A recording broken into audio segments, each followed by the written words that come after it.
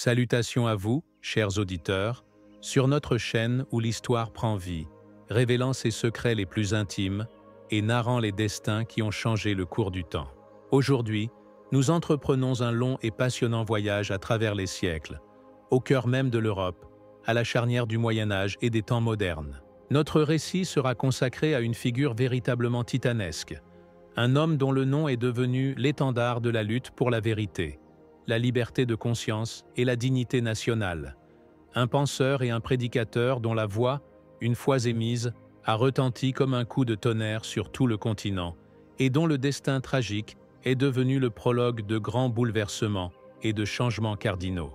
Nous parlons de Jan Hus, le réformateur tchèque dont la vie et la mort en martyr ont laissé une empreinte indélébile dans l'histoire du christianisme, dans l'histoire de la Bohême et de toute la civilisation européenne. Préparez-vous à une immersion profonde de plusieurs heures dans une époque pleine de drames, de ferveur religieuse, d'intrigues politiques, d'effervescence intellectuelle et d'aspirations populaires. Nous ne nous contenterons pas de raconter la biographie de cet homme exceptionnel, mais nous nous efforcerons de reconstituer le tissu historique extrêmement complexe dans lequel il a vécu, agi et pour lequel il a donné sa vie. Nous examinerons en détail la carte politique de l'Europe de l'époque, déchirée par les contradictions et les conflits. Nous scruterons l'état de l'Église catholique, qui traversait une crise d'autorité des plus profondes. Nous explorerons les conditions sociales et économiques qui ont engendré l'aspiration au changement et, bien sûr, nous tenterons de comprendre les origines et l'essence de la doctrine de Jan Hus lui-même, ses conceptions philosophiques et théologiques, ses motivations et ses objectifs.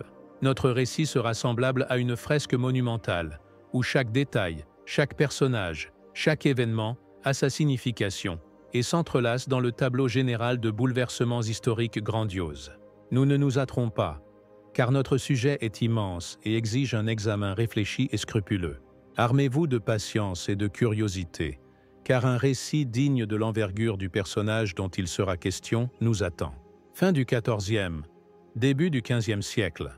L'Europe se tenait au seuil d'une ère nouvelle, mais n'en avait pas encore pleinement conscience. Le vieux monde du Moyen-Âge se fissurait de toutes parts, tourmenté par des contradictions internes, et les contours de la Renaissance et de la Réforme à venir ne se dessinaient que vaguement à travers les brumes du temps. C'était une époque de contrastes. Les tournois chevaleresques côtoyaient de cruelles révoltes paysannes, la philosophie scolastique raffinée, les superstitions de masse et la peur des sorcières, et la splendeur fastueuse des cathédrales, la misère criante et le désespoir du peuple. L'une des crises les plus douloureuses et les plus évidentes de cette époque fut la crise de la papauté, connue sous le nom de Grand Schisme d'Occident. À partir de 1378, le monde chrétien se trouva divisé, car deux, et parfois même trois, souverains pontifes se disputaient le trône papal, l'un à Rome, l'autre à Avignon, en France. Ce schisme non seulement sapait l'autorité de l'Église en tant qu'institution spirituelle unie, mais semait également la confusion dans l'esprit des fidèles, engendrant cynisme et doute quant à la sainteté du pouvoir papal. Chacun des papes déclarait son rival antéchrist, excommuniait ses partisans, percevait des impôts et des taxes auprès de ses fidèles, ce qui pesait lourdement sur la population européenne. Les monastères et les évêchés avaient souvent deux abbés ou évêques, nommés par des papes différents, ce qui entraînait des disputes sans fin, des procès et même des affrontements armés. Les appétits financiers des curies papales grandissaient, les charges ecclésiastiques se vendaient et s'achetaient, phénomène connu sous le nom de simonie, et la moralité de nombreux membres du clergé laissait à désirer. Tout cela provoquait un mécontentement sourd et des murmures dans toutes les couches de la société, des monarques cherchant à limiter l'influence des papes sur leurs États, aux simples paysans et citadins qui voyaient dans les ecclésiastiques non pas des pasteurs spirituels, mais des exploiteurs avides. Parallèlement à la crise du pouvoir ecclésiastique, d'autres processus importants se déroulaient en Europe. Les monarchies centralisées se renforçaient, comme en France et en Angleterre, qui se livrait une guerre de 100 ans épuisante, qui dura de 1337 à 1453, transformant non seulement la carte politique, mais aussi les méthodes de combat, et contribuant à la croissance de la conscience nationale. Dans les villes d'Italie, la culture de la première Renaissance s'épanouissait, défiant l'ascétisme médiéval et proclamant la valeur de la personne humaine et de la vie terrestre. Les idées humanistes pénétraient lentement mais sûrement dans d'autres pays, préparant le terrain à une révolution intellectuelle. À l'est de l'Europe, l'Empire ottoman gagnait en puissance, menaçant Byzance et les États chrétiens des Balkans. En 1389 eut lieu la tragique bataille de Kosovo-Polje, où l'armée serbe subit une défaite face aux Turcs, ce qui ouvrit aux Ottomans la voie à une expansion ultérieure en Europe. Ces événements suscitaient l'inquiétude et des appels à de nouvelles croisades, mais la désunion des souverains européens et les conflits internes entravaient l'organisation d'une riposte efficace. Dans ces conditions tumultueuses, naissaient et se renforçaient les mouvements nationaux. La conscience d'une communauté de langues, de cultures, de destins historiques conduisait les peuples à aspirer à une plus grande autonomie, à se libérer de l'influence étrangère, qu'elle soit politique ou ecclésiastique. Cela était particulièrement visible dans les régions où existait une présence étrangère significative, ou où les élites locales se sentaient lésées. C'est précisément dans un contexte aussi complexe, multiforme et contradictoire que Jan Hus allait vivre et agir. Sa patrie, le royaume de Bohême, ou royaume tchèque, occupait une place particulière au sein du Saint-Empire romain germanique, ce conglomérat lâche de terres allemandes, italiennes, slaves et autres, formellement unis sous l'autorité de l'empereur. La Bohême, à la fin du XIVe siècle, était l'une des parties les plus développées et les plus prospères de l'Empire. Sa capitale, Prague, sous l'empereur Charles IV de Luxembourg, qui régna de 1346 à 1378 et était également roi de Bohême, se transforma en un brillant centre politique, économique et culturel. Charles IV fonda à Prague, en 1348, la première université d'Europe centrale, construisit le célèbre pont Charles, la cathédrale Saint-Guy, et traça les plans de la nouvelle ville, connue sous le nom de Nové Město, attirant à Prague les meilleurs architectes, artistes et savants de toute l'Europe. Sous son règne, Prague devint de facto la capitale du Saint-Empire romain germanique, et la langue tchèque obtint un statut officiel. Cependant, après la mort de Charles IV, la situation en Bohême commença à changer. Son fils et successeur, Venceslas IV, qui régna de 1378 à 1419, était un homme indécis, enclin à l'ivrognerie et aux accès de colère, peu intéressé par les affaires de l'État. Son règne fut marqué par un affaiblissement du pouvoir royal, une influence croissante des grands féodaux, oupins, et une intensification des tensions sociales. La situation économique de la Bohême était assez stable grâce à l'extraction de l'argent, en particulier à Kutna-Hora, à un artisanat développé et au commerce. Cependant, la richesse était inégalement répartie. Une part importante des terres et des revenus appartenait à l'Église, qui en Bohême était l'un des plus grands propriétaires féodaux. Les monastères et le haut clergé possédaient d'immenses domaines, percevèrent la dîme et d'autres redevances, ce qui suscitait le mécontentement tant des paysans que des féodaux laïcs et des citadins. La question nationale en Bohême revêtait une acuité particulière. Depuis l'époque de la colonisation allemande médiévale, un nombre important d'Allemands résidaient dans les villes tchèques, en particulier dans les grands centres commerciaux et artisanaux, ainsi que dans les régions minières. Ils occupaient des positions dominantes dans l'administration municipale, les corporations artisanales, le commerce et à l'université de Prague. Cela provoquait un mécontentement croissant de la population tchèque, en particulier de la bourgeoisie et de la petite noblesse, la Szlachta, qui se sentaient lésés sur leurs propres terres. Le mouvement national tchèque, né déjà sous Charles IV, gagnait en force, exigeant l'égalité des droits pour la langue tchèque et les Tchèques dans toutes les sphères de la vie. La situation religieuse en Bohême était également complexe. Parallèlement à la doctrine catholique officielle, des éléments de croyance païenne persistaient dans le peuple, et diverses doctrines hérétiques se propageaient, telles que celle des Vaudois, qui prêchaient un retour à la simplicité de l'Église primitive et critiquaient la richesse et les vices du clergé. C'est dans cette atmosphère de mécontentement général envers l'Église et d'aspiration à sa réforme conjuguée aux aspirations nationales, que l'étoile de Jan Hus était destinée à se lever. Il ne fut pas le premier réformateur tchèque. Avant lui, des voix s'étaient déjà élevées en Bohême pour appeler au renouveau de la vie ecclésiastique. Parmi ses prédécesseurs, on peut citer Konrad Waldhauser, un prédicateur autrichien invité à Prague par Charles IV, qui dénonçait le luxe et la dépravation du clergé.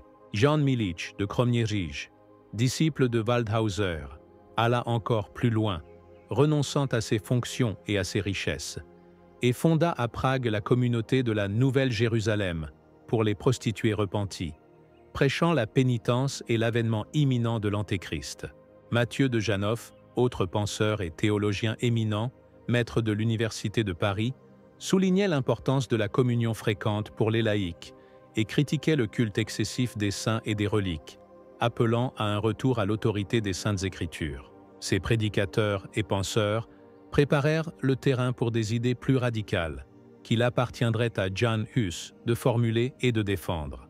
L'importance de l'héritage de Hus est difficile à surestimer. Il devint non seulement un symbole de la Renaissance nationale tchèque, mais aussi l'une des figures clés qui annoncèrent la réforme européenne du XVIe siècle. Sa doctrine, sa position courageuse face au puissant pouvoir ecclésiastique et séculier, sa mort tragique sur le bûcher du Concile de Constance suscitèrent un puissant écho non seulement en Bohême, où éclatèrent les sanglantes guerres hussites, mais aussi dans toute l'Europe.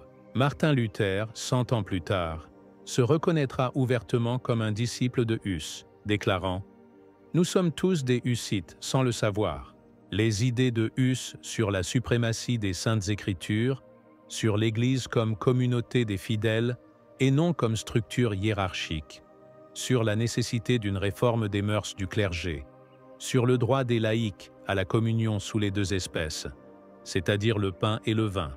Tout cela trouva sa continuation et son développement dans les doctrines des réformateurs du XVIe siècle. Ainsi, Jan Hus n'est pas simplement une figure locale tchèque, c'est un phénomène d'envergure européenne. Un homme dont la vie et la mort ont marqué un tournant dans l'histoire.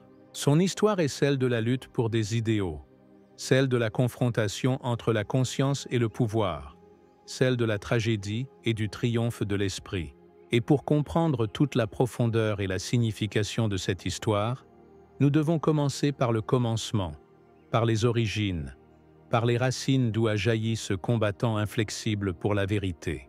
Jan Hus naquit vers 1371, bien que la date exacte de sa naissance soit inconnue, et différentes sources indiquent une période entre 1369 et 1373.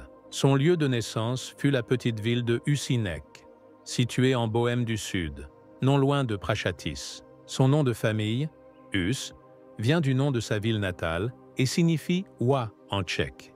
Plus tard, ses adversaires joueront méchamment sur ce surnom.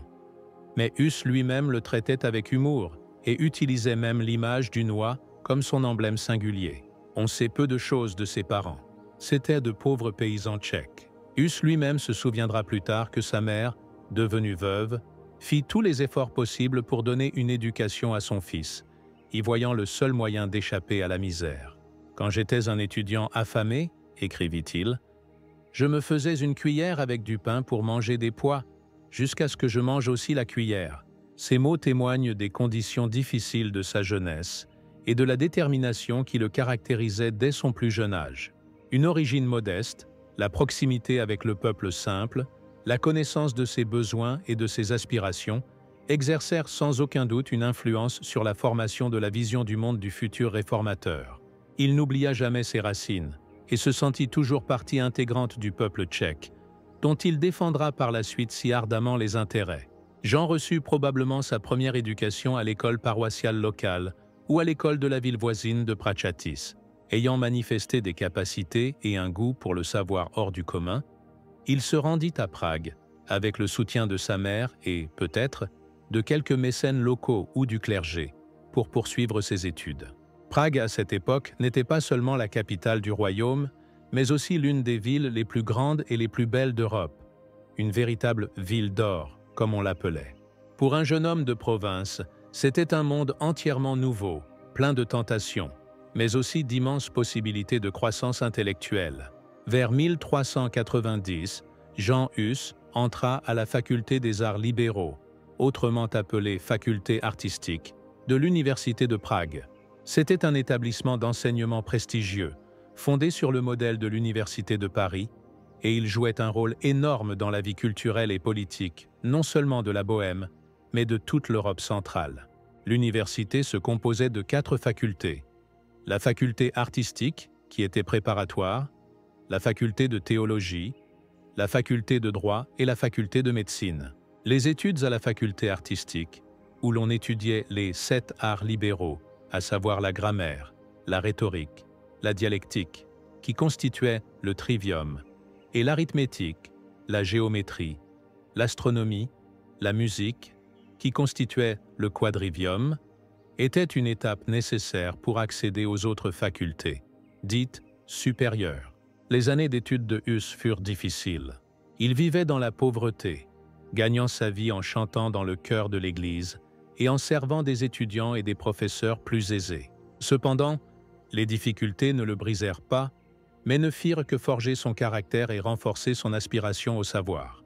Il se révéla un étudiant assidu et capable, se plongeant profondément dans l'étude des auteurs antiques, de la scolastique médiévale et, bien sûr, des Saintes Écritures. L'atmosphère à l'université de Prague à la fin du XIVe, début du XVe siècle, était empreinte de débats intellectuels et d'idées nouvelles. Les écrits du réformateur anglais John Wycliffe, qui vécut approximativement de 1320 à 1384 et fut professeur à l'université d'Oxford, exerçait une influence particulière sur les esprits des étudiants et des maîtres tchèques. Les idées de Wycliffe, condamné comme hérétique mais bénéficiant du soutien d'une partie de la noblesse et du peuple anglais, pénétraient en Bohême par diverses voies, notamment grâce aux liens dynastiques entre les cours royales anglaises et tchèques, car Anne de Bohême, sœur de Venceslas IV, était l'épouse du roi anglais Richard II. Les étudiants qui étudiaient à Oxford rapportaient avec eux des manuscrits de Wycliffe. L'un de ces zélés propagateurs du wycliffisme en Bohême fut Jérôme de Prague, ami et compagnon de Hus, homme d'une intelligence brillante, mais plus impulsif et radical dans ses vues. La doctrine de Wycliffe était multiple et touchait tant aux questions dogmatiques qu'ecclésiastico-politiques. Wycliffe affirmait que les Saintes Écritures étaient la seule source de vérité divine et l'autorité suprême en matière de foi, supérieure à l'autorité du pape et des conciles ecclésiastiques. Il niait la doctrine de la transsubstantiation, selon laquelle le pain et le vin, lors de l'Eucharistie, se transforment complètement en corps et sang du Christ, ne conservant que l'apparence du pain et du vin. Wycliffe considérait que le Christ était présent spirituellement dans les saintes espèces, mais que le pain et le vin restaient pain et vin. Il critiquait vivement la richesse de l'Église, son ingérence dans les affaires séculières, exigeait la sécularisation des biens ecclésiastiques. Il définissait l'Église non pas comme une organisation hiérarchique visible dirigée par le pape, mais comme la communauté invisible des prédestinés au salut, dont le seul chef est le Christ. Le pape, selon Wycliffe, pouvait même être l'antéchrist si sa vie et sa doctrine contredisaient l'Évangile. Wycliffe prônait également la traduction de la Bible dans les langues nationales afin de la rendre accessible aux laïcs. Ces idées trouvaient un écho favorable en Bohême, où existait déjà une tradition de critique de l'Église et d'aspiration à sa réforme. De nombreux maîtres et étudiants tchèques de l'université de Prague, y compris Jan Hus, étudiaient avec intérêt les écrits de Wycliffe, y voyant une justification théorique de leurs propres vues et aspirations. Cependant, toutes les positions du wycliffisme ne furent pas acceptées sans réserve. Ses vues sur l'Eucharistie et certaines conceptions philosophiques radicales, par exemple, le réalisme dans la querelle des universaux, étaient particulièrement controversées. Parmi les maîtres qui influencèrent Jan Hus, on peut citer Stanislav de Znojmo et Stepan Palec. Tous deux étaient d'éminents théologiens, initialement sympathisants des idées de Wycliffe, mais qui devinrent par la suite de farouches adversaires de Hus et jouèrent un rôle fatal dans sa condamnation. Leur évolution intellectuelle et leur rupture ultérieure avec Hus reflètent la complexité et l'ambiguïté de la réception des idées réformatrices dans la société tchèque et le milieu universitaire de l'époque. En 1393, Jan Hus obtint le grade de bachelier ès arts et en 1396, celui de maître ès arts. Cela lui ouvrait la voie à l'enseignement. Il commença à donner des cours à la faculté artistique, acquérant rapidement une réputation de professeur talentueux et érudit, ainsi qu'une popularité parmi les étudiants grâce à la clarté de son exposé, à ses connaissances profondes et à son charme personnel.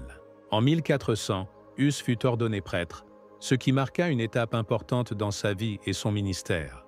Il pouvait désormais non seulement enseigner, mais aussi prêcher et administrer les sacrements. Sa carrière universitaire continua de progresser avec succès. En 1401, il fut élu doyen de la faculté artistique. Et en octobre 1402, un événement marquant eut lieu. Jan Hus fut nommé prédicateur à la chapelle de Bethléem, récemment construite dans la vieille ville de Prague. Cette nomination eut une importance énorme pour toute son activité ultérieure.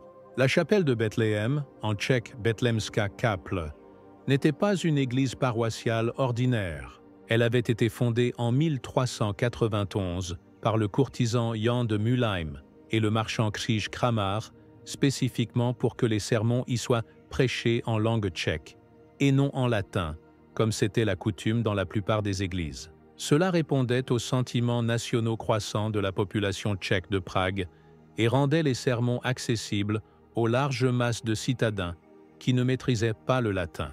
La chapelle pouvait accueillir jusqu'à 3000 personnes, ce qui témoigne de son importance en tant que centre public. Le nom même de Bethléem, c'est-à-dire maison du pain, symbolisait que le pain spirituel, la parole de Dieu dans la langue maternelle, y serait dispensé au peuple. C'est précisément à la chapelle de Bethléem que le talent de prédicateur de Jan Hus se révéla pleinement.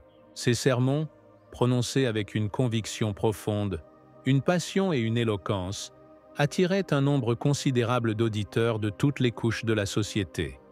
Artisans, marchands, étudiants, petite noblesse et même courtisans. La reine Sophie de Bavière, épouse de Venceslas IV, devint l'une de ses admiratrices et protectrices zélées, ce qui assura initialement à Hus une certaine protection. Dans ses sermons, Hus ne se limitait pas à l'interprétation de l'Évangile.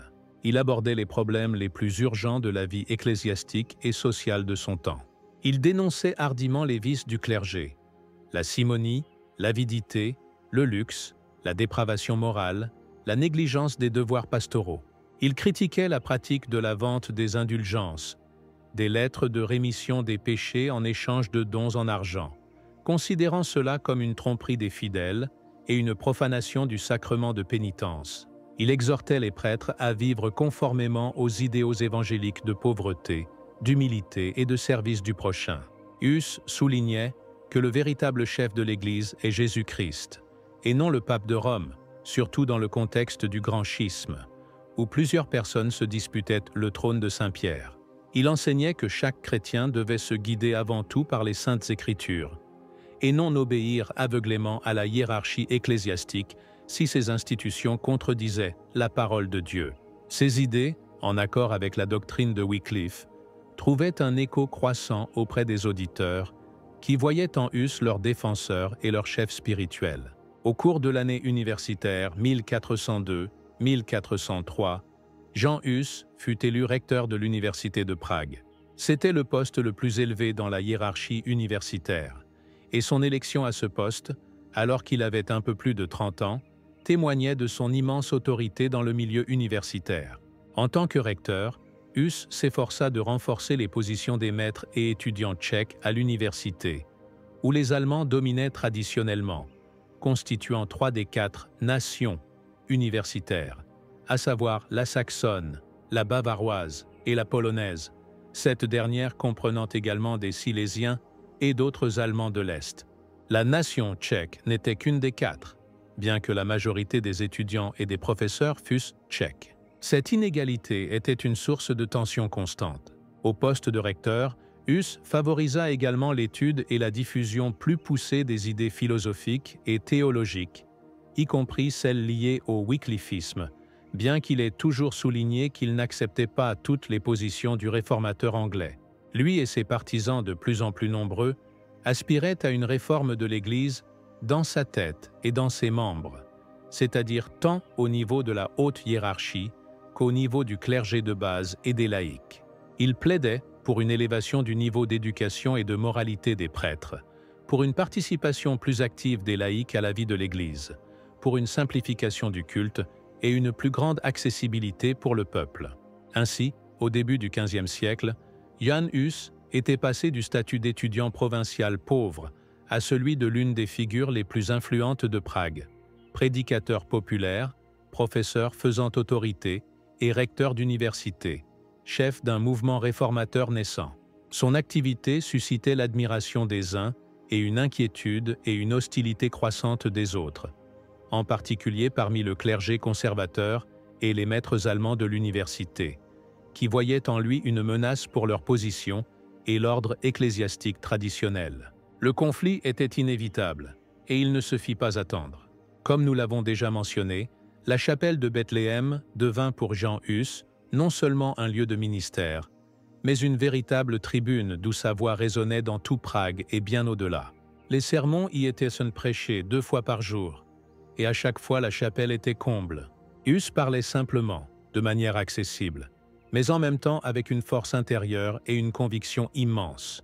Il n'avait pas peur d'appeler les choses par leur nom, dénonçant des vices et des abus spécifiques, citant des exemples de la vie, se référant non seulement aux Saintes Écritures et aux pères de l'Église, mais aussi aux œuvres des philosophes antiques et aux proverbes populaires tchèques. Ces sermons étaient étroitement liés à la vie quotidienne de ses auditeurs, à leurs préoccupations et à leurs espoirs. Il parlait de justice et d'injustice, de pauvreté et de richesse, de vérité et de mensonge, d'humilité et d'orgueil. Il enseignait que la vraie foi devait se manifester non pas par des rites extérieurs et l'accomplissement formel des préceptes ecclésiastiques, mais par un amour actif de Dieu et du prochain, par le respect des commandements évangéliques. Progressivement, sous l'influence de ses propres réflexions, de l'étude des travaux de Wycliffe et d'autres penseurs réformateurs, ainsi qu'au cours de la polémique avec ses opposants, Jan Hus élabora un système de vue cohérent, qui devint la base du mouvement réformateur tchèque, connu plus tard sous le nom de hussitisme. Examinons plus en détail les points clés de sa doctrine. Le premier et le plus important, l'autorité des Saintes Écritures. C'était la pierre angulaire de la doctrine de Hus, comme de celle de nombreux autres réformateurs. Il affirmait que la Bible était la seule et suprême source de révélation divine, et le critère infaillible de vérité en matière de foi et de vie ecclésiastique. Toutes les autres autorités, le pape, les conciles ecclésiastiques, les écrits des pères de l'Église, le droit canon, devaient être subordonnés aux Saintes Écritures et évalués en fonction de leur conformité avec celle-ci. Si une institution ou une doctrine ecclésiastique contredisait la Bible, elle n'avait aucune valeur et ne devait pas être acceptée par les fidèles. Hus appelait à une étude approfondie des Écritures par tous les chrétiens, et non seulement par le clergé. Il contribua également au développement de l'écriture tchèque et, selon certaines informations, participa à la révision de la traduction tchèque de la Bible et à la réforme de l'orthographe tchèque, notamment par l'introduction de signes diacritiques. La deuxième position concernait la notion de véritable Église. Hus développa la doctrine de Wycliffe sur l'Église, distinguant l'Église visible, c'est-à-dire institutionnelle, hiérarchique, et l'Église invisible, véritable. La véritable Église, selon Hus, est l'ensemble de tous les prédestinés au salut, ou universitas praedestinatorum, tant vivants que morts, et ceux qui naîtront encore. Le chef de cette Église est uniquement Jésus-Christ, et non le pape de Rome. L'appartenance à l'organisation ecclésiastique visible ne garantit pas l'appartenance à la véritable Église. Les prêtres et même les papes, s'ils vivent dans le péché et s'écartent de la doctrine du Christ, peuvent ne pas être membres de la véritable Église, mais au contraire, appartenir à la synagogue de Satan. Hus écrivit dans son principal ouvrage théologique de l'Église, ou de Ecclesia, achevé en 1413.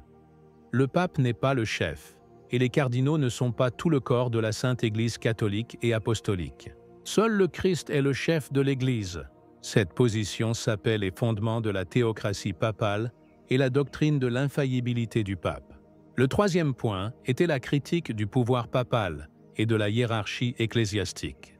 Partant de sa compréhension de l'Église, Hus critiquait vivement les prétentions des papes à un pouvoir illimité, en particulier dans le contexte du Grand Schisme, où le monde chrétien était témoin de la lutte de plusieurs papes pour le trône de Saint-Pierre. Il condamnait la simonie, l'achat et la vente de charges ecclésiastiques, qui étaient largement répandues à l'époque et conduisaient à ce que des personnes indignes, cupides et sans vocation spirituelle accèdent à des postes importants. Hus dénonçait la richesse démesurée de l'Église, en particulier des monastères et du haut clergé, estimant qu'elle contredisait l'idéal évangélique de pauvreté et de simplicité apostolique. Il exigeait des prêtres qu'ils mènent une vie morale, soit un exemple pour leurs ouailles, et non une source de scandale. Un prêtre vivant en état de péché mortel, selon Hus, ne peut pas administrer efficacement les sacrements, bien que le sacrement lui-même reste valide grâce à la grâce divine et non aux qualités personnelles du prêtre, ce qui le distinguait des vues plus radicales de certaines sectes hérétiques. Le quatrième, la condamnation des indulgences. La pratique de la vente des indulgences suscitait une indignation particulière chez Hus. Les indulgences représentaient initialement des lettres de rémission des peines ecclésiastiques, c'est-à-dire des pénitences, imposées pour les péchés, à condition d'un repentir sincère et d'une confession. Cependant, avec le temps, elles devinrent un moyen de renflouer les caisses papales et furent considérées par beaucoup comme un moyen d'acheter le pardon des péchés pour de l'argent, sans véritable pénitence. En 1411, 1412, le pape Jean XXIII, l'un des trois papes de la période du schisme, reconnu plus tard comme antipape, annonça la vente d'indulgences pour collecter des fonds en vue d'une guerre contre son rival, le roi Ladislas de Naples, qui soutenait un autre pape, Grégoire XII. Hus critiqua vivement cette campagne, y voyant un blasphème et une tromperie du peuple. Il affirmait que seul Dieu peut pardonner les péchés, et que la véritable pénitence est la foi en Christ, et non l'achat d'une lettre, mènent au salut. Ces prises de position contre les indulgences entraînèrent une grave aggravation du conflit avec les autorités ecclésiastiques. La cinquième exigence importante devint la communion des laïcs sous les deux espèces, c'est-à-dire sub utraque specie. Cette exigence, devenue l'un des principaux symboles du mouvement hussite, d'où le nom de utraquiste ou calixtin, du mot latin calix, signifiant calice, ne fut pas initialement formulée par Hus lui-même, mais par ses disciples, notamment Jakubek de Stříbro pendant l'absence de Hus à Prague.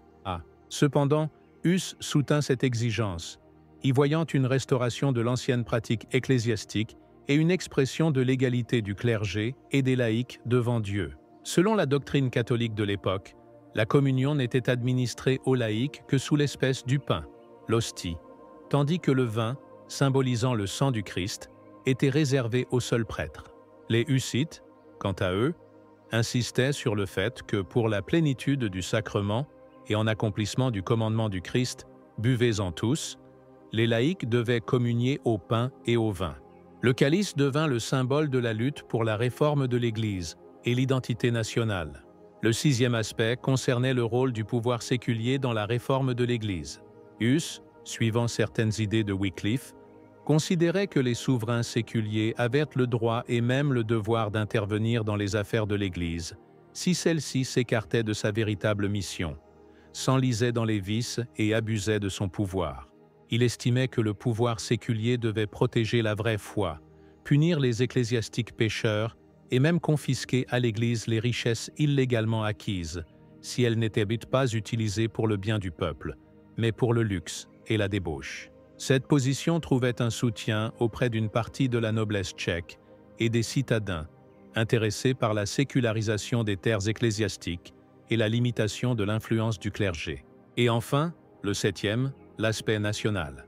La doctrine de Hus était étroitement liée au mouvement national tchèque. Il était lui-même un patriote de sa patrie, fier de la langue et de la culture tchèque. Sa lutte pour la réforme de l'Église était perçue par de nombreux Tchèques comme une lutte pour l'indépendance nationale, pour la libération de la domination de l'élément allemand dans la vie ecclésiastique et universitaire, ainsi que du diktat de la curie papale, souvent associé à une influence étrangère. Les sermons en langue tchèque, l'exigence d'égalité pour les Tchèques à l'université, la critique du clergé allemand, qui souvent ne connaissait pas la langue tchèque et négligeait les besoins de ses ouailles, tout cela contribua à la croissance de la popularité de Hus en tant que chef national.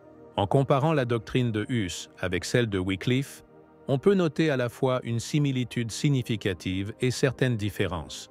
Hus subit sans aucun doute une forte influence du réformateur anglais, en particulier sur les questions de l'autorité des Écritures, de la nature de l'Église et de la critique de la papauté. Il reconnut lui-même ouvertement qu'il appréciait les travaux de Wycliffe et partageait nombre de ses vues. Cependant, Hus était plus modéré sur certaines questions dogmatiques. Par exemple, il ne niait pas complètement la doctrine de la transsubstantiation, bien qu'il l'interprétât différemment de l'Église officielle, soulignant la présence spirituelle du Christ dans l'Eucharistie. Il n'était pas non plus aussi radical dans ses vues philosophiques, Wycliffe étant un réaliste conséquent dans la querelle des universaux, ce qui avait également des implications théologiques. Hus adapta plutôt les idées de Wycliffe à la réalité tchèque, leur donnant une coloration plus pratique et nationale. La propagation des idées de Hus et de ses partisans, appelés hussites, suscitait une préoccupation croissante des autorités ecclésiastiques et des cercles conservateurs. L'archevêque de Prague, Zbigniew Zajíc de Habsburg, initialement assez loyal envers Hus, il l'avait même nommé prédicateur synodal, passa progressivement du côté de ses adversaires, surtout sous la pression de la curie papale et des maîtres allemands de l'université. Commença alors une période de conflit ouvert, qui conduisit finalement John Hus au bûcher. Mais avant de passer à la description de ce dénouement tragique, il est important de souligner une fois de plus que la doctrine de Hus n'était pas simplement un ensemble de thèses théologiques. C'était une parole vivante, passionnée, adressée à la conscience de chaque homme, un appel au renouveau de la vie sur la base des idéaux évangéliques. C'était une exigence de vérité et de justice qui trouvait un écho dans le cœur de milliers de personnes lasses de l'hypocrisie, de la corruption et de la stagnation spirituelle. C'est en cela que résidait l'immense force de sa doctrine et la raison de sa signification historique impérissable. La popularité de John Hus et la diffusion de ses idées réformatrices ne pouvaient pas passer inaperçues et rester impunies de la part de la hiérarchie ecclésiastique officielle. Les premiers signes de la tempête imminente apparurent dès le début du XVe siècle. En 1403, les maîtres allemands de l'université de Prague, préoccupés par l'influence croissante du parti tchèque et la propagation du wycliffisme, obtinrent la condamnation de 45 thèses extraites des écrits de John Wycliffe. Parmi ces thèses figuraient des positions philosophiques, par exemple sur l'éternité de la matière, et théologiques, concernant la négation de la transsubstantiation, la nature de l'Église, le pouvoir papal. John Hus, bien qu'il ne partageât pas toutes les thèses condamnées, défendit le droit à leur libre discussion et déclara que beaucoup d'entre elles avaient été mal interprétées. Cela le plaça immédiatement en opposition avec la majorité des théologiens de l'université et l'archevêque de Prague. Le conflit s'aggrava en 1408, lorsque l'archevêque Zbigniew Zajíc de Habsburg, sous la pression du roi Wenceslas IV, qui cherchait à s'assurer le soutien de l'un des papes, à savoir Alexandre V, élu au concile de Pise en 1409, dans le but de surmonter le schisme, mais qui ne fit que l'aggraver, car il y eut alors 3 papes, et qui avait besoin de la loyauté de son clergé, commença des actions plus résolues contre les partisans de Wycliffe. L'archevêque interdit la diffusion des écrits de Wycliffe et la prédication de sa doctrine. Hus et ses amis protestèrent, soulignant que de nombreuses positions de Wycliffe étaient utiles à la réforme de l'Église.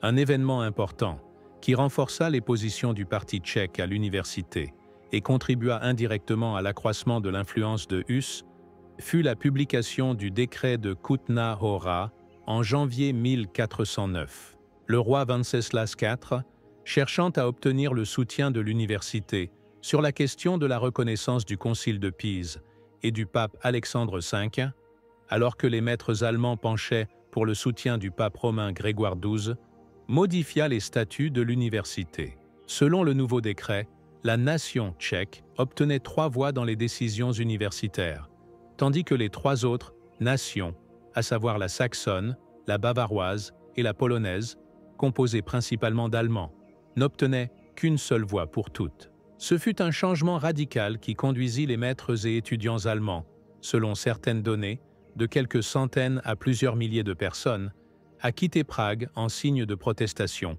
et à fonder une nouvelle université à Leipzig. Le départ des Allemands affaiblit considérablement l'opposition à Hus au sein de l'université et transforma l'université de Prague en un établissement d'enseignement principalement tchèque, plus réceptif aux idées réformatrices. Hus lui-même fut de nouveau élu recteur de l'université à l'automne 1409. Cependant, la victoire à l'université ne signifiait pas la fin de la lutte avec les autorités ecclésiastiques.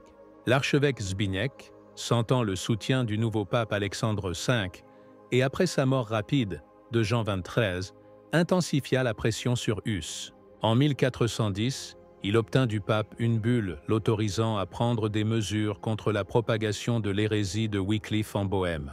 Zbigniew ordonna de rassembler et de brûler tous les écrits de Wycliffe que l'on pourrait trouver, et interdit également à Hus de prêcher à la chapelle de Bethléem et dans toute autre chapelle privée, n'autorisant les sermons que dans les églises paroissiales, monastiques et cathédrales. En juillet 1410, malgré les protestations de Hus et des maîtres universitaires, ainsi que l'intercession de la reine Sophie, environ 200 volumes des écrits de Wycliffe furent publiquement brûlés dans la cour du palais archiépiscopal à Prague. Cela provoqua une immense indignation dans la ville. Les étudiants et les citadins organisèrent des manifestations, chantèrent des chansons satiriques, se moquant de l'archevêque. Hus, malgré l'interdiction, continua de prêcher à la chapelle de Bethléem, déclarant qu'il devait obéir à Dieu plus qu'aux hommes, et que les ordres injustes des autorités ecclésiastiques n'avaient aucune valeur. Il fit appel au pape Jean XXIII, espérant son intercession, mais en vain. L'archevêque Zbigniew excommunia Hus pour désobéissance. La situation s'envenima encore davantage en 1411, 1412, à cause de la campagne de vente des indulgences que nous avons déjà mentionnée. Le pape Jean XXIII, ayant besoin de fonds pour la guerre contre le roi Ladislas de Naples, déclara une croisade contre lui et promit la rémission complète des péchés à tous ceux qui y participeraient ou verseraient une contribution financière. Des légats pontificaux arrivèrent à Prague pour organiser la vente des indulgences. Hus condamna vivement cette pratique.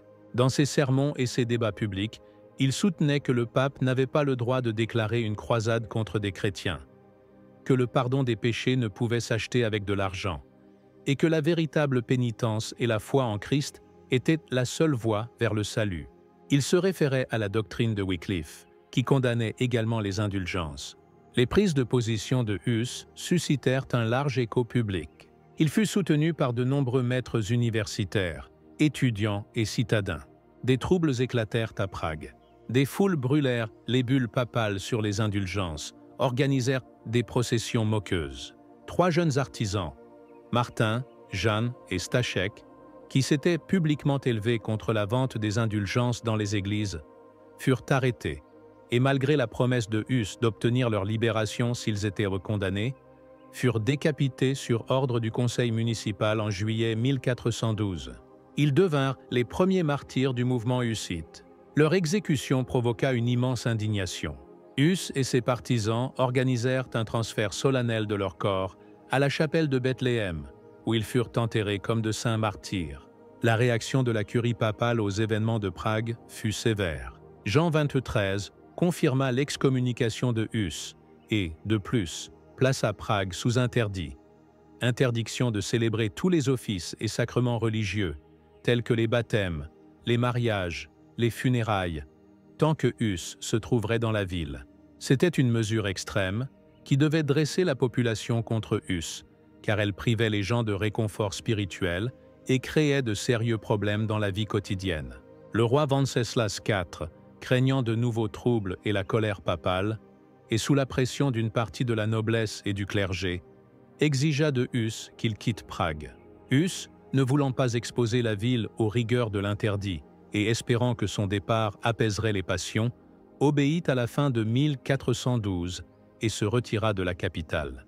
Il trouva refuge en Bohême du Sud, dans les châteaux de ses partisans nobles, tels que Kozy Radek près de Tabor et Krakowek. Les années d'exil, de 1412 à 1414, ne furent pas pour Hus une période d'inactivité. Au contraire, il continua de prêcher activement dans les églises rurales et même en plein air, rassemblant d'immenses foules de paysans et de petites noblesses. Sa parole trouvait ici un écho encore plus grand qu'à Prague, car la population rurale souffrait particulièrement des exactions et de l'arbitraire des seigneurs féodaux ecclésiastiques et laïcs.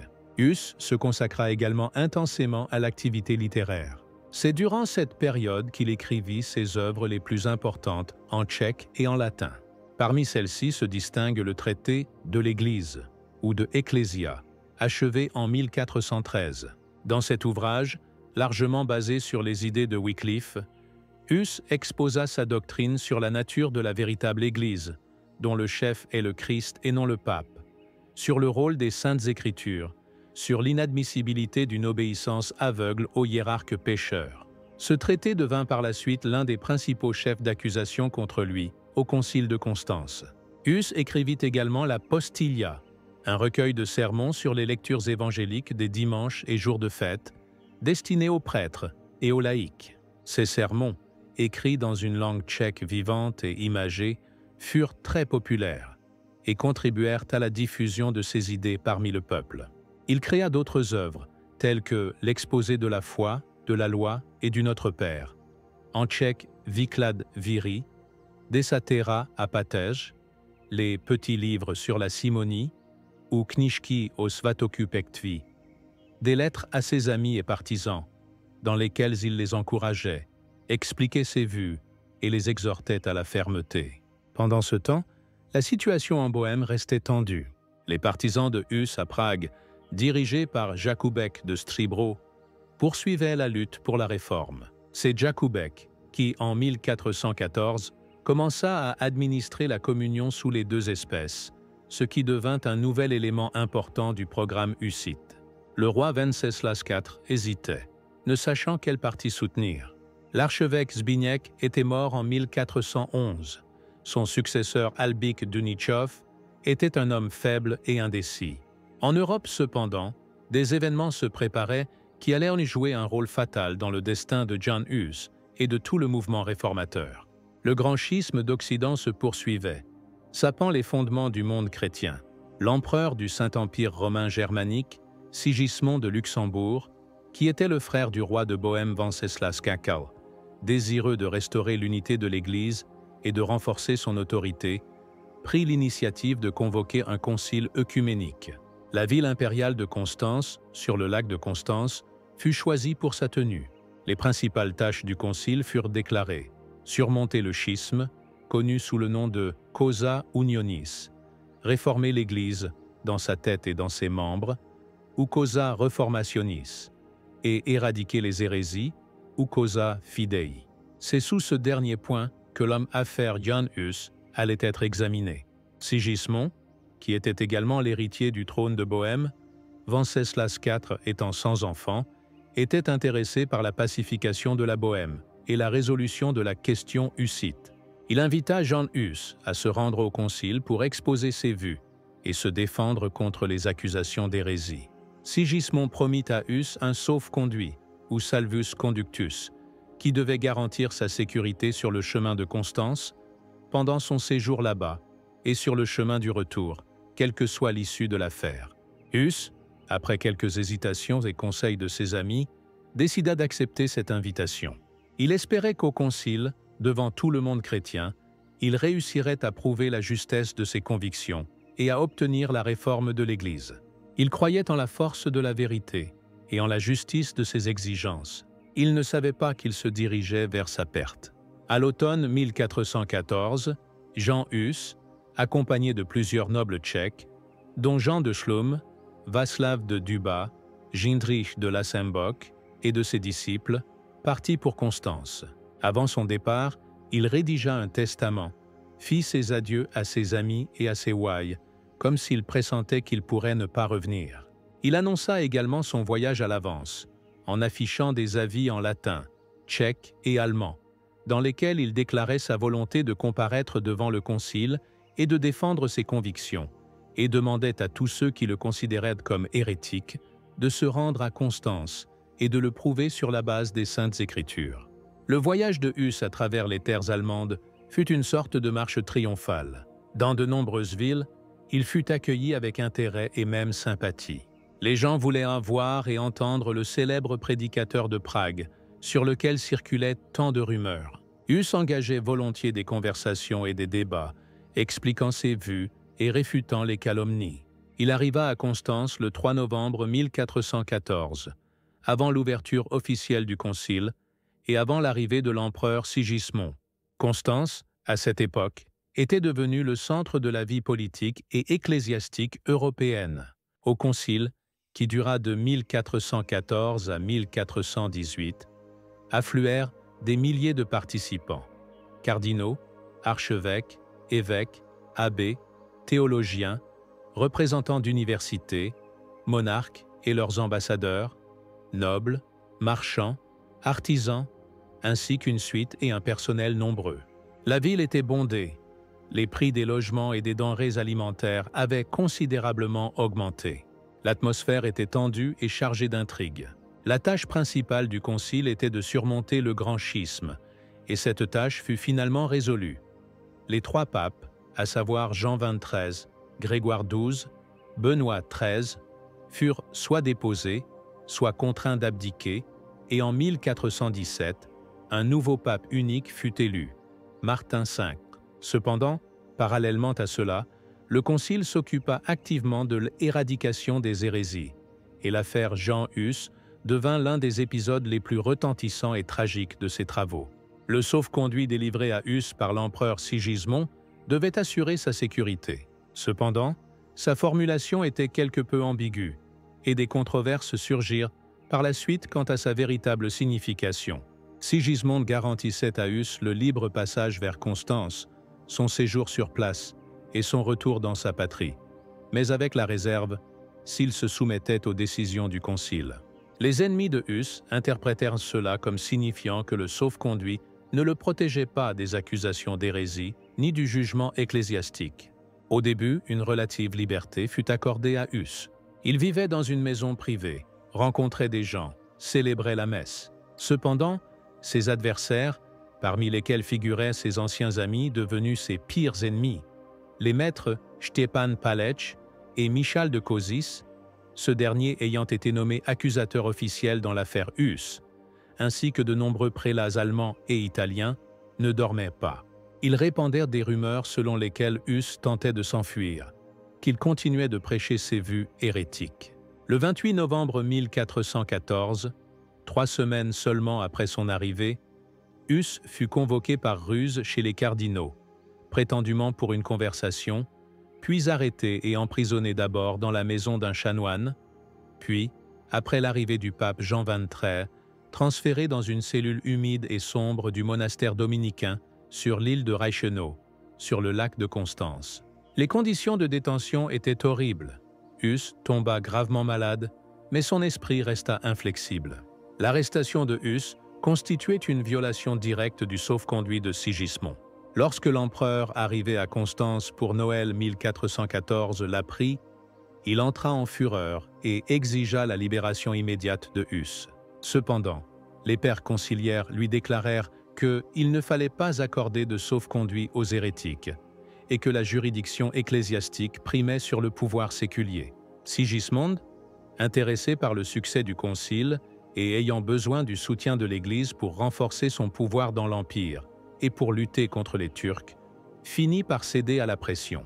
Il ne put ou ne voulut pas protéger Hus, le sacrifiant à ses intérêts politiques. Cet acte entacha lourdement la réputation de Sigismond et fut perçu en Bohême comme une trahison. Le procès de Jan Hus ne commença qu'en juin 1415, après plusieurs mois de détention, d'interrogatoires et de tentatives pour le faire abjurer. Des accusations lui furent présentées, fondées sur ses écrits, en particulier le traité de l'Église, sur ses sermons, ainsi que sur de fausses dénonciations et des citations déformées. Les principaux chefs d'accusation concernaient sa doctrine sur l'Église, le pouvoir papal, les Saintes Écritures, les sacrements, ainsi que son adhésion présumée aux hérésies de Wycliffe. 3 audiences publiques furent accordées à Huss devant le concile, les 5, 7 et 8 juin 1415. Cependant, ce furent moins des audiences qu'un simulacre de procès.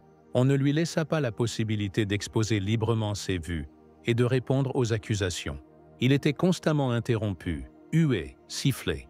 On exigeait de lui non pas des explications, mais une abjuration inconditionnelle de toutes les erreurs qui lui étaient attribuées. Huss se comporta avec une grande dignité et un grand courage. Il déclara qu'il était prêt à abjurer toute position qui lui serait prouvée erronée sur la base des Saintes Écritures. « Si l'un de vous, dit-il, peut m'instruire par une doctrine meilleure et plus claire tirée des Saintes Écritures, je suis prêt à abjurer avec joie. Mais sinon, je ne puis agir contre ma conscience. » Il tenta d'expliquer que de nombreuses accusations étaient fausses ou fondées sur une interprétation erronée de ses paroles. Il nia partager toutes les vues de Wycliffe, en particulier celles qui avaient été condamnées comme hérétiques, par exemple la doctrine sur l'Eucharistie. Cependant, ces arguments ne furent pas entendus. Les pères conciliaires, dont la plupart lui étaient hostiles, voyaient en Huss un dangereux agitateur, sapant les fondements de l'ordre ecclésiastique. Ses anciens compatriotes et collègues, Szczepan Palecz et Michal de Kozis, jouèrent un rôle particulièrement actif dans l'accusation de Huss. Ils fournirent au concile des documents, témoignèrent contre lui, exigèrent une punition sévère. Leur trahison blessa profondément Huss. L'empereur Sigismond assista également aux audiences et tenta à plusieurs reprises de convaincre Huss d'abjurer, lui promettant dans ce cas la clémence. Il dit à Huss qu'il ne souhaitait pas sa mort, mais que s'il persistait, il allumerait lui-même le bûcher de ses propres mains. Cependant, Huss resta inflexible. Il ne pouvait renier ce qu'il considérait comme la vérité et trahir sa conscience. Après la 3e audience, Huss fut de nouveau emprisonné, cette fois au château de Gottlieben, puis transféré au monastère franciscain de Constance. Au cours des semaines suivantes, divers dignitaires ecclésiastiques lui rendirent visite à plusieurs reprises, le persuadant d'abjurer et de sauver sa vie. Parmi eux se trouvaient ceux qui sympathisaient sincèrement avec lui et souhaitaient son salut, comme le cardinal Pierre d'Ailly. Mais Huss répondit à tous de la même manière. Il ne pouvait abjurer ce dont il ne se sentait pas coupable et ne pouvait condamner les positions de ses livres qu'il considérait comme vraies. De sa prison, il écrivit des lettres émouvantes à ses amis en Bohême, leur faisant ses adieux, les consolant et les exhortant à rester fidèles à la vérité. Le 6 juillet 1415 eut lieu la 15e session solennelle du Concile de Constance dans la cathédrale de la ville. Jan Hus fut introduit dans la cathédrale vêtu de la tenue d'un prisonnier. D'abord, une messe fut célébrée, pendant laquelle Hus fut contraint de se tenir à l'entrée, car en tant qu'hérétique, il n'était pas autorisé à assister au service divin. Ensuite, les accusations contre lui et la sentence furent lues. Il était déclaré hérétique, obstiné et impénitent et condamné au bûcher. On lui proposa une dernière fois d'abjurer, mais il refusa de nouveau. Après cela commença la cérémonie humiliante de la dégradation de Hus de son sacerdoce. On le revêtit des habits sacerdotaux, puis on les lui retira un par un, en prononçant des malédictions. On lui donna dans les mains le calice de la communion, puis on le lui reprit en disant « Ô Judas maudit, nous t'ôtons le calice du salut ». On lui plaça sur la tête un bonnet de papier avec l'image de diable et l'inscription « Hérésiarcha » qui signifie « hérésiarque ». Hus supporta tout cela avec un calme et une dignité étonnants. Il priait, demandant à Dieu de pardonner à ses ennemis. Puis il fut remis aux autorités séculières pour l'exécution de la sentence. Il fut conduit hors de la ville sur le lieu du supplice, un champ appelé Brûle. En chemin, il chantait des psaumes et encourageait les amis qui l'accompagnaient. Lorsqu'il fut attaché avec des chaînes à un poteau, entouré de fagots de bois et de paille, le maréchal impérial lui proposa une dernière fois d'abjurer et de sauver sa vie. Mais Hus répondit à haute voix « Dieu m'est témoin que je n'ai jamais enseigné ni prêché ce dont on m'accuse faussement et ce dont témoignent contre moi de faux témoins. Le but principal de ma prédication et de toutes mes autres actions ou écrits était seulement de pouvoir délivrer les hommes du péché. Et dans cette vérité de l'Évangile, que j'ai écrite, enseignée et prêchée selon les paroles et les interprétations des saints-pères, je mourrai aujourd'hui avec joie. Les bourreaux mirent le feu au bûcher. Les flammes enveloppèrent le martyr. Selon la tradition, alors que le feu commençait à prendre, une vieille femme jeta un fagot de petit bois dans le bûcher. Huss, voyant cela, aurait prononcé « O sancta simplicitas », ce qui se traduit par « Ô sainte simplicité ». Il chanta des prières jusqu'à ce que la fumée et les flammes interrompent sa voix. Après que le corps eut brûlé, les bourreaux recueillirent soigneusement les cendres et les jetèrent dans le Rhin, afin qu'il n'en reste aucune trace et que ses partisans ne puissent vénérer ses restes comme des reliques. Ainsi s'acheva tragiquement la vie de John Huss, l'homme qui osa défier le puissant système ecclésiastique et défendre ses convictions au prix de sa propre vie. Son exécution ne fut pas la fin, mais le début d'une nouvelle ère dans l'histoire de la Bohême et de l'Europe. Il est impossible de ne pas mentionner le sort de Jérôme de Prague, ami proche et compagnon de Jean Hus. Jérôme, apprenant l'arrestation de Hus, arriva secrètement à Constance en avril 1415 pour tenter de l'aider. Cependant, voyant que l'atmosphère était extrêmement hostile et qu'il était lui-même en danger, il décida de s'enfuir, mais fut capturé en chemin et également conduit à Constance enchaîné. Soumis à des tortures cruelles et à une longue détention, Jérôme, brisé physiquement et moralement, abjura en septembre 1415 les doctrines de Wycliffe et de Huss. Cependant, il se repentit bientôt de sa faiblesse, exigea un nouveau procès, et lors de celui-ci, en mai 1416, il prononça un brillant discours pour la défense de Huss et de ses propres convictions, reniant courageusement son abjuration antérieure. Le 30 mai 1416, Jérôme de Prague fut également condamné comme hérétique et brûlé au même endroit où Jean Hus avait péri. Sa fermeté et son éloquence firent une énorme impression même sur ses ennemis. L'humaniste italien Poggio Bracciolini, témoin de son exécution, écrivit que Jérôme marchait à la mort comme à une fête et ne montra pas la moindre peur. L'exécution de Jean Hus et de Jérôme de Prague provoqua une tempête d'indignation en Bohême et devint le détonateur des événements qui entrèrent dans l'histoire sous le nom de guerre hussite. La nouvelle de la crémation de Jean Hus parvint en Bohême à la fin de juillet 1415 et provoqua un choc et une colère universelle. Hus était déjà vénéré de son vivant comme un héros populaire et un chef spirituel, et sa mort en martyr fit de lui un saint aux yeux de la majorité des Tchèques. L'empereur Sigismond, qui avait violé le sauf-conduit et permis l'exécution de Hus, devint l'objet de haine et de mépris. En septembre 1415, plus de 450 nobles tchèques et moraves, c'est-à-dire des pans et des slaktiques, se réunirent en assemblée et rédigèrent une lettre de protestation au concile de Constance, dans laquelle ils déclaraient leur fidélité à la doctrine de Hus, condamnaient son exécution comme injuste et annonçaient qu'ils défendraient la liberté de prêcher la parole de Dieu sur leur terre. C'était un défi ouvert au concile et à l'empereur. Des soulèvements spontanés commencèrent dans le pays. Expulsion des prêtres catholiques opposés à Hus, saisie des biens ecclésiastiques, attaques contre les monastères. Les idées de Hus se répandirent rapidement parmi le peuple, prenant un caractère de plus en plus radical. Le mouvement hussite ne fut pas uni dès le début. Plusieurs courants s'y distinguèrent, différents par leurs exigences sociales et religieuses. Le premier courant était celui des hussites modérés, également connus sous le nom de calixtins, du mot latin calix, signifiant calice, ou utraquiste, de l'expression latine sub utrac specie, qui se traduit par « sous les deux espèces ».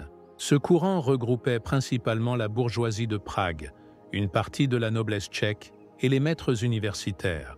Leur programme fut exposé dans les 4 articles de Prague, formulés en 1420. Ces articles comprenaient la liberté de prêcher la parole de Dieu, la communion sous les deux espèces, c'est-à-dire le pain et le vin, pour tous les fidèles, la privation du clergé du pouvoir séculier et la sécularisation des biens ecclésiastiques, la punition des péchés mortels pour tous sans exception, y compris le clergé, et le respect des lois divines par toutes les classes sociales. Les Calixtins aspiraient à une réforme de l'Église dans le cadre de l'ordre social existant, à la création d'une Église nationale tchèque, indépendante de Rome, mais conservant de nombreux éléments de la dogmatique et de la liturgie catholique. Leur symbole devint le calice. Le deuxième courant était celui des hussites radicaux, ou taborites. Ce courant était plus hétérogène dans sa composition sociale. Il comprenait des paysans, des pauvres des villes, la petite noblesse, une partie du clergé. Le centre du mouvement radical devint la ville de Tabor, fondée en Bohême du Sud en 1420 sur le site d'un ancien oppidum. Les taborites aspiraient à des transformations religieuses et sociales plus profondes. Ils rejetaient de nombreux dogmes et rites de l'Église catholique, qui ne trouvaient pas de confirmation directe dans la Bible. La vénération des saints et des icônes, le culte des reliques, le sacrement de confirmation, l'extrême onction, le purgatoire, le monachisme, le culte fastueux. Ils exigeaient une simplification de la vie ecclésiastique, un retour aux idéaux de la communauté chrétienne primitive. Sur le plan social, les taborites prônaient l'abolition des corvées féodales, la liquidation des privilèges de classe, et certains d'entre eux, les chiliastes ou picards, prêchèrent des idées de communauté des biens et l'établissement du royaume de Dieu sur terre par la lutte armée. Les taborites étaient bien plus déterminés et intransigeants dans leurs actions, constituant la principale force militaire du mouvement hussite. Outre ces deux courants principaux, il existait d'autres groupes plus petits, tels que les Horébites, ainsi nommés d'après le mont Horeb en Bohême orientale, dirigés par le prêtre Ambroge, ou les orphelins, des détachements formés après la mort de Jan Žižka par ses plus proches compagnons. Les guerres hussites commencèrent en 1419, après la mort du roi de Bohême Venceslas IV, qui n'avait jamais réussi à maîtriser la crise croissante. Son héritier était l'empereur Sigismond, mais les Tchèques, se souvenant de son rôle dans la mort de Huss, refusèrent de le reconnaître comme leur roi. Le 30 juillet 1419, un événement eut lieu à Prague qui entra dans l'histoire sous le nom de Première défenestration de Prague. Une foule de hussites radicaux, dirigés par Jan Želivský, prédicateur de l'église Notre-Dame-des-Neiges, fit irruption dans l'hôtel de ville de la nouvelle ville et jeta par les fenêtres plusieurs membres du conseil municipal hostiles aux hussites. Ce fut le signal d'une révolte ouverte. Sigismond, soutenu par le pape Martin V et les princes allemands, tenta de réprimer par la force le mouvement hussite. 5 croisades furent organisées contre la Bohême, en 1420, en 1421, 1422, en 1426, en 1427 et en 1431. Cependant, toutes se soldèrent par un échec complet. Les troupes hussites, composées principalement de gens du peuple mais bien organisées, disciplinés et animés d'une ferveur religieuse, infligèrent aux croisés une défaite après l'autre. Un rôle énorme dans les succès militaires des hussites fut joué par l'éminent chef militaire Jan Žižka de Troknov, qui vécut approximativement de 1360 à 1424. Ce noble borgne, puis complètement aveugle, guerrier expérimenté, se révéla un tacticien et un organisateur de génie. Il créa une armée populaire apte au combat, développa une nouvelle tactique de guerre basée sur l'utilisation de chariots de combat, ou Wagenburg. Les chariots, enchaînés les uns aux autres, formaient une forteresse mobile, derrière laquelle les hussites tiraient avec des armes à feu portatives, telles que des arquebuses et des coulevrines, et de l'artillerie, puis passaient à une contre-attaque rapide. Cette tactique se révéla extrêmement efficace contre la cavalerie lourdement armée des chevaliers croisés. Sous la direction de Jan Žižka, les hussites remportèrent une série de victoires éclatantes, sur la colline de Vítkov près de Prague en 1420, à Sudomierge la même année, à Vyšehrad également en 1420, près de Kutna Hora et Německý Brod en 1422. Après la mort de Žižka de la peste en 1424, le commandement des troupes taborites passa à Procope le Grand, également connu sous le nom de Procope le Rasé, également un chef militaire et diplomate talentueux. Sous sa direction, les hussites non seulement repoussèrent avec succès les croisades, remportant des victoires à Usti nad Labem en 1426, à Tachov en 1427, à Domajlis en 1431. Mais ils menèrent eux-mêmes des campagnes glorieuses, connues sous le nom de Spanilé-Gisdi, dans les terres voisines allemandes, autrichiennes, hongroises et polonaises, semant la terreur parmi leurs ennemis et propageant les idées hussites. Cependant, le mouvement hussite souffrait de contradictions internes. Les désaccords entre les calixtins modérés et les taborites radicaux s'aggravèrent avec le temps. Les calixtins, ayant obtenu la reconnaissance des 4 articles de Prague, et las d'une guerre prolongée, étaient prêts à un compromis avec l'Église catholique et Sigismond. Les taborites, quant à eux, continuaient d'insister sur des réformes plus profondes et étaient déterminés à poursuivre la lutte. Ces contradictions conduisirent à un affrontement ouvert. En 1434, lors de la bataille de Lipani, les forces unies des calixtins et des seigneurs catholiques infligèrent une défaite écrasante aux troupes des taborites et des orphelins. Procope le Grand et de nombreux autres chefs de l'aile radicale périrent dans cette bataille. La défaite de Lipani signifia la fin de la domination des taborites dans le mouvement hussite et ouvrit la voie à des négociations avec l'Église catholique et l'empereur Sigismond. Les négociations eurent lieu au concile de Bâle, qui se tint de 1431 à 1449 et qui fut convoqué pour poursuivre la réforme de l'Église et la réconciliation avec les hussites. En 1436, les Compactata de Bâle ou Compactata de Prague furent signés, représentant un accord de compromis. L'Église catholique reconnaissait aux Tchèques le droit à la communion sous les 2 espèces et quelques autres concessions dans le cadre des 4 articles de Prague, mais conservait globalement sa dogmatique et sa hiérarchie. La Bohême retournait formellement dans le giron de l'Église catholique, mais avec certaines particularités, formant ce que l'on appela l'Église utraquiste ou calixtine, qui coexistait avec l'Église catholique. Sigismond fut enfin reconnu roi de Bohême. Les guerres hussites eurent des conséquences énormes pour la Bohême et toute l'Europe. Pour la Bohême, ce fut une période de lutte héroïque pour l'indépendance nationale et religieuse, mais en même temps une période de dures épreuves, de ruines, de pertes humaines. Les guerres contribuèrent au renforcement de la conscience nationale tchèque, à l'affaiblissement de l'influence allemande, à la sécularisation d'une partie importante des terres ecclésiastiques. L'Église utraquiste devint l'Église nationale de la Bohême pour une longue période. Les idées du hussitisme continuèrent de vivre parmi le peuple et influencèrent les mouvements religieux ultérieurs, tels que les frères tchèques ou moraves, une communauté née au milieu du XVe siècle et aspirant à une incarnation plus cohérente des idéaux évangéliques. Pour l'Europe, les guerres hussites furent le premier grand succès du mouvement réformateur, anticipant la réforme du XVIe siècle. Elles montrèrent qu'un peuple uni par une idée commune et prêt à se battre pour elle pouvait résister aux forces unies de la réaction féodalo-ecclésiastique. L'art militaire des Hussites, en particulier la tactique du Wagenburg, influença le développement de la pensée militaire européenne. Les guerres hussites contribuèrent également à la diffusion des idées réformatrices dans les pays voisins. Malgré le caractère compromissoire des Compactata de Bâle et l'affaiblissement progressif ultérieur des positions de l'Église utraquiste, l'héritage de Jan Hus et du mouvement hussite ne disparut pas. Il continua de vivre dans la mémoire du peuple tchèque, l'inspirant dans sa lutte pour la liberté et la justice au cours des siècles suivants.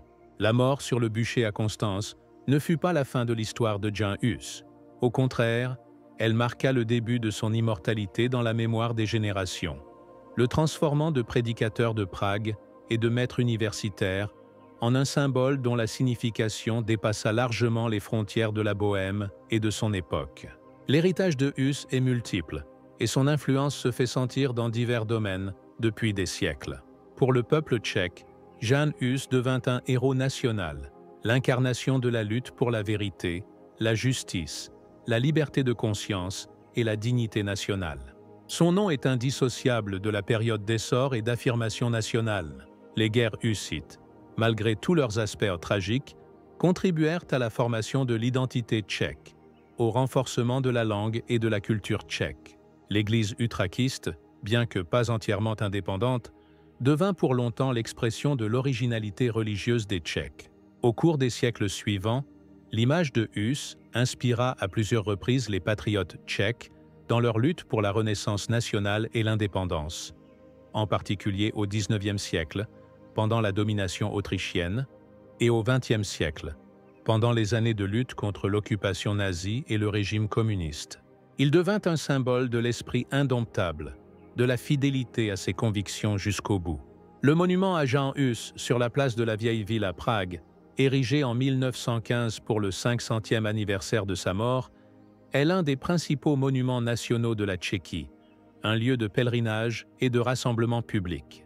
Le jour de son exécution, le 6 juillet, est célébré en République tchèque comme une fête nationale. Jan Hus est à juste titre considéré comme l'un des plus grands précurseurs de la réforme européenne du XVIe siècle. Ses idées sur la suprématie des Saintes Écritures, sur l'Église comme communauté des fidèles, sa critique de la papauté, des indulgences, de la richesse et de la décadence morale du clergé, trouvèrent leur prolongement direct dans les doctrines de Martin Luther, Jean Calvin, Ulrich Zwingli et d'autres réformateurs. Martin Luther, ayant pris connaissance des écrits de Hus, fut frappé par la similitude de leurs vues. Il déclara ouvertement « J'ai jusqu'à présent enseigné et soutenu toutes les opinions de Jan Hus sans le savoir. Nous sommes tous des Hussites sans le soupçonner. Même Paul et Augustin étaient littéralement des Hussites. » Luther voyait en Hus son prédécesseur et un martyr de la vérité évangélique. L'exécution de Hus au concile de Constance, malgré le sauf-conduit de l'empereur, devint pour Luther un avertissement et une leçon lorsqu'il fut lui-même convoqué à la Diète de Worms en 1521. Les guerres hussites exercèrent également une influence sur l'histoire européenne.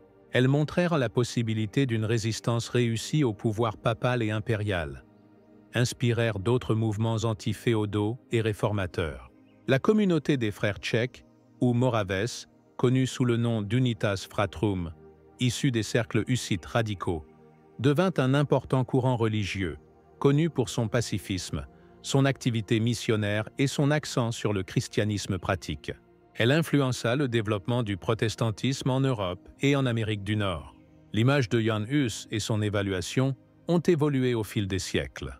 Pour l'Église catholique, il resta longtemps un dangereux hérétique, dont la doctrine sapait l'unité et l'autorité de l'Église. Pour ses partisans et les protestants, il était un saint martyr, un héros de la foi. Au XIXe siècle, à l'époque du nationalisme et du romantisme, Hus devint le symbole de l'esprit national tchèque, un combattant contre la domination allemande et la Rome papale. Sa figure fut idéalisée, et sa doctrine parfois interprétée en fonction des besoins politiques et idéologiques du moment. Au XXe siècle, les historiens s'efforcèrent d'étudier de manière plus objective et exhaustive la personnalité et l'activité de Hus, ses vues théologiques, son rôle dans le contexte de l'histoire européenne. Ses écrits furent publiés, de nombreuses recherches furent menées. Une étape importante dans la réévaluation du rôle de Hus fut l'attitude de l'Église catholique à son égard à la fin du XXe, début du XXIe siècle. En 1999, le pape Jean-Paul II, s'exprimant lors d'un symposium international consacré à Jan Hus, exprima son profond regret pour sa mort cruelle et le reconnut comme un réformateur de l'Église. Cette déclaration, bien que n'étant pas une réhabilitation formelle, marqua un signe de réconciliation et de reconnaissance de l'importance de Hus en tant que penseur religieux aspirant au renouveau de l'Église. Dans le monde contemporain, Jan Hus reste une figure actuelle. Sa vie et sa doctrine soulèvent des questions éternelles sur la relation entre la conscience et le pouvoir, la vérité et le compromis, la fidélité à ses convictions et le prix qu'il faut payer pour elles. Son appel à la réforme, au retour aux idéaux évangéliques, à la responsabilité de chaque homme pour sa foi et ses actes, résonne encore aujourd'hui. Hus était un homme de son temps, avec toutes ses contradictions et ses limites. Mais son courage, son honnêteté intellectuelle, son dévouement à ce qu'il considérait comme la vérité, suscitent respect et admiration. Il a montré qu'un seul homme, armé de la force de la conviction et prêt à aller jusqu'au bout, peut défier les systèmes les plus puissants et changer le cours de l'histoire. L'histoire de Jan Hus est la tragédie d'une personnalité en avance sur son temps. Il vécut à une époque où les représentations médiévales dominaient encore, et les idées qu'il prêchait paraissaient à beaucoup trop radicales et dangereuses. Son conflit avec la hiérarchie ecclésiastique n'était pas simplement un affrontement de doctrines théologiques, mais un profond conflit civilisationnel entre l'ancien et le nouveau, entre l'autoritarisme et l'aspiration à la liberté de pensée et de conscience. La force des convictions de Hus était telle qu'il préféra la mort en martyr à l'abjuration. Ces célèbres paroles prononcées devant le bûcher, « La vérité vaincra » en tchèque, Pravda vítězí, devinrent la devise du peuple tchèque et un symbole de foi en le triomphe final de la justice. Cette devise orne encore aujourd'hui l'étendard présidentiel de la République tchèque. Le bûcher de Constance ne put anéantir les idées de Jan Hus. Au contraire, comme c'est souvent le cas dans l'histoire, il ne fit que contribuer à leur diffusion. La flamme qui consuma son corps alluma le feu des guerres hussites et éclaira la voie aux futurs réformateurs. Jan Hus n'est pas seulement entré dans l'histoire, il en est devenu une partie intégrante, un rappel éternel que la lutte pour la vérité et la liberté exige courage, ténacité et volonté de sacrifice. Sa vie est une leçon pour nous tous. Une leçon sur l'importance d'avoir ses convictions et de les défendre, même si cela comporte des risques. Une leçon sur le fait que l'autorité ne doit pas être aveugle, et que chaque homme porte la responsabilité de ses actes devant sa conscience et devant Dieu, quelle que soit la manière dont il le conçoit. Jan Hus était une personnalité complexe et aux multiples facettes. Théologien érudit, prédicateur passionné, patriote national, réformateur de l'Église. Mais avant tout, il était un homme qui cherchait la vérité et vivait conformément à elle. Et c'est en cela que réside sa grandeur impérissable et son appel éternel à nous, ses lointains descendants. Nous achevons ainsi notre long et, je l'espère, passionnant récit sur Jan Hus. Bien sûr, dans le cadre d'un seul exposé, il est impossible de couvrir tous les aspects de sa vie, de sa doctrine et de son héritage. Ce sujet est inépuisable, comme l'histoire elle-même. Mais nous nous sommes efforcés de vous présenter l'image la plus complète et objective possible de cette personnalité exceptionnelle et de l'époque tumultueuse dans laquelle il lui fut donné de vivre et de mourir, pour vivre éternellement dans la mémoire de l'humanité. Merci de votre attention et de votre patience.